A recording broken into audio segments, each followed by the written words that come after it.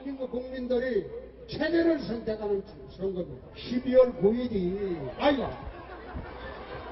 아이 그게 나는 박근혜가 아직 대통령하고 있는 줄 알았지 뭐. 5월 9일이구나. 박근혜 대통령이 지금 교도소에서 극도로 건강이 나쁘답니다. 그런데 이 검찰 얘들은 문재인이 눈치 보면서 병원으로 데리고 가서 구속집행정지를 해야 되는데 눈치만 보고 있답니다. 구속집행정지를 해서 병원으로 이래 기감을 내야 됩니다. 밖으로 가는 거 이거 알려지게 되면 문재인이 당선되는데 좀 문제가 생길까 이래 싶으니까 지금 안 하고 있대요. 검찰 보고 박근혜 병원 보내라 한번 하십시오. 자, 박근혜 병원 보내라. 박근혜 병원 보내라. 자, 보수 유권자들은 과연 대선 전에 박근혜 전 대통령이 언론의 모습을 드러내느냐 마느냐가 굉장히 예민한 주제다라고 얘기를 많이들 하고 있거든요. 그런데 법무부에서는 지금 뭐라고 그럽니까? 박근혜 전 대통령 진짜 건강이 안 좋은 겁니까? 저거는 있을 수가 없는 얘기죠. 네. 일각에서 도대체 이런 얘기가 왜 나오는지 모르겠다. 아마 최근에 박 전 대통령이 그전부터 소화 위장 장애가 좀 있어서 음식을 천천히 먹는다든가 건강이 좋지 않다 이런 얘기들을 좀 부풀리다 보니까 저런 식의 보도가 나오는 것 같은데요. 일단 교정당국에서는 전혀 오보다 음식도 잘하고 식사도 잘하고 있고 구치소 내부에도 병원을 갈 정도가 아닌 정도면 의료 담당이 당연히 있거든요. 그런 시설도 이용한 적이 없다고 그랬고요.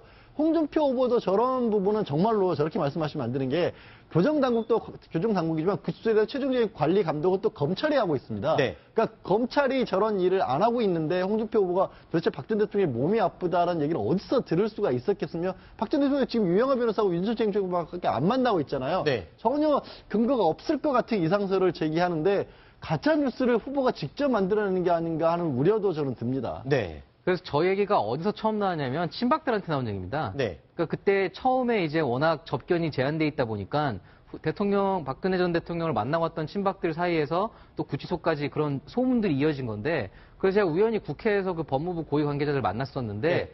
완전히 가짜 뉴스라고 굉장히 단호하게 거절했습니다. 삼시세끼 잘 먹고 있고 건강하다. 네. 그리고 하나 더 덧붙이던데 최근에 그 조윤선 전 장관 귤만 먹어서 얼굴이 누렇게 됐다. 네. 그것도 가짜 뉴스랍니다. 아, 그렇군요. 귤만 먹은 적 없고 네. 얼굴이 누렇게 뜬 거는 건강이 좀 안 좋은 그런 건 사실이긴 한데 귤만 먹어서 이렇게 됐다? 이거는 절대 아니라고 그렇게 알겠습니다. 부인을 하고 있었습니다. 알겠습니다. 자, 우리 탑10는 현장의 기자들이 이렇게 직접 취재해서 진짜 가짜 뉴스를 이 자리에서 알려드리고 있습니다. 자, 그런데 박 전 대통령의 건강 논란은 이번이 처음이 아닙니다. 과거에도 여러 번 구체적으로 병명까지 언급이 된 적이 있었는데요. 함께 들어보시죠. 너무 건강이 안 좋아지셨다는 그런 소식 때문에 부신 기능 저하증 원래 지병이 있으셔서 그런 거를 많이 밖에서 걱정들을 같이 했습니다. 그런 부분을 꼭 좀 도와주셨으면 좋겠습니다. 부신 기능 저하증이다 라는 얘기가 있어요. 맞습니까? 알 수 없습니다. 만약에 대통령이 부신 기능 저하증에 걸려 있다면 문제가 생길 수도 있습니까? 부신 피질이라는 기능은 나이가 듦에 따라서 조금씩은 저하는 그런 경향을 보이고 있기 때문에 부신 피질 호르몬을 측정한다는 것이 변화가 상당히 많습니다. 네, 박 전 대통령의 건강 이상설 홍준표 후보의 유세장에서 언급 내용 때문에 지금 불거졌었는데 지금 대선을 코앞에 두고 이런 건강 이상설이 나오는 데는 어떤 이유가 있을까요? 아무래도 이제 동정 여론을 좀 부추기려고 하는 뜻이 좀 있어 보이고요. 네. 왜냐하면 지금 아까 얘기했던 샤이 실버 또는 샤이 보수 지지층이 지금 여론조사에 잘 안 잡힌다는 얘기가 나오지 않습니까? 그런데 그분들의 특징이 뭐냐면 2012년 대통령 선거 때 이 박근혜 후보의 당선을 앞장서서 이렇게 지지했던 분들이거든요. 네. 이분들의 어떤 이제 투표 동료를 위해서는 이 박근혜 전 대통령에 대한 어떤 동정 여론을 좀 불러일으킬 필요가 있어서 이런 건강 이상설을 얘기하고 있는 게 아닌가 싶습니다. 네. 자, 그리고 내일이 박 전 대통령의 공판 준비 기일입니다.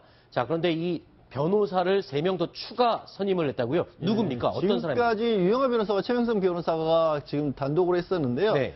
최명성 변호사와 인연이 있는 분들이 많이 선임이 됐습니다. 네. 이상철 변호사나 이동찬 변호사 분들이 선임이 됐는데 이분들은 또 한반도 인권과 통일을 위한 변호사 모임이라고 그래서 약간 좀 보수적인 어떤 정치적 성향을 띈 분들이거든요. 네. 그중에는 이제 정관 출신도 포함이 돼 있기도 하고요.